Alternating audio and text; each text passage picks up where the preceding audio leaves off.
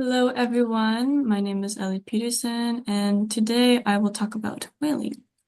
So,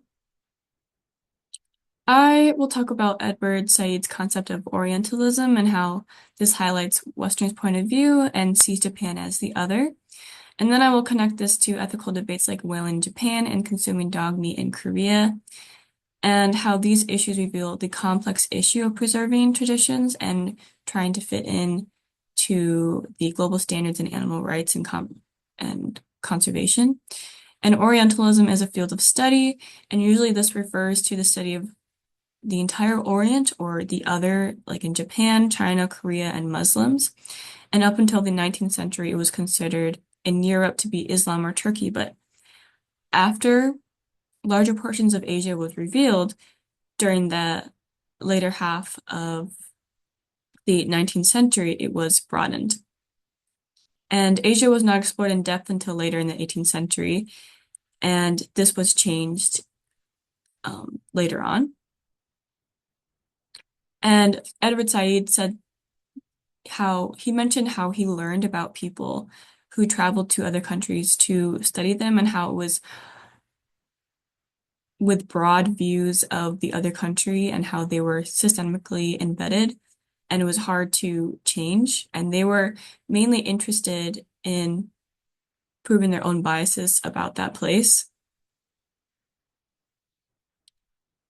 So there's also the issue of moral panic about moral entrepreneurs creating this moral panic and how there's two different kinds. There's rule creators versus rule enforcers. And the rule creators are the ones who are passionate about an issue and they work to form new laws and new norms that support their perspective. But moral enforcers are those who make the rules that people want to, that they want people to follow.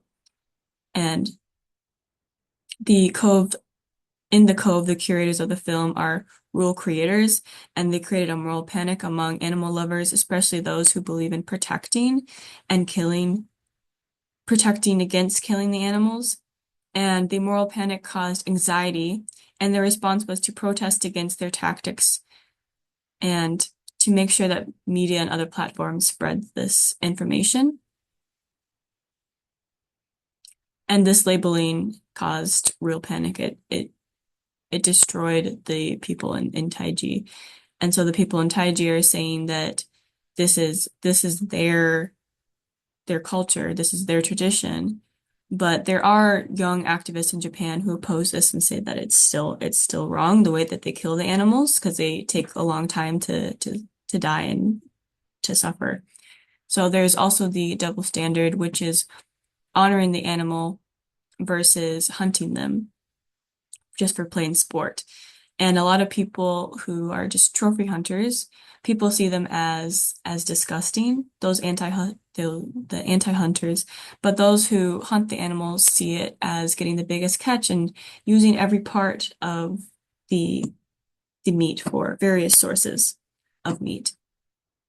So it's not just about the killing, it's about honoring the animal as well. And there also is the double standard for dog meat in Korea. And there was a bill that was passed to prevent people from eating dog meat, and for those who do, get fined. And however, there are still dogs that are being raised on farms, and there are still dog farms, and this is a huge issue, and it's still a work in progress to improve this issue. And so we can see that the double standard is that both of these issues involve the ethical treatment of animals. Both sides are arguing that the whaling and eating dog meat is inhumane, that it is wrong to do. And people in Taiji fight back this criticism by saying that people eat chickens and cows and other forms of meat. So, how is it different? And it's different because dolphins and whales, mostly dolphins, they have a sense of awareness. They are anthropomorphic beings, and this is emphasized in the Cove with the connection between Flipper and Rico Berry. And according to the American Oceans article, they mention how they're self-aware. They're self-aware, and we can see this when they saw themselves in the mirror and they recognized who they were. And they also have emotions like humans. They they are, and so the issue is that since they have self-awareness, it's wrong to kill them because they are aware that they're being tortured. And so Rick O'Barry also says that it's a public health issue, that they have really high levels of mercury in them. And so it's not safe. It's not healthy to eat these animals because they eat smaller animals that also contain mercury. And so they have higher levels of mercury compared to other animals. And people in Taiji, they kill the whales and the dolphins.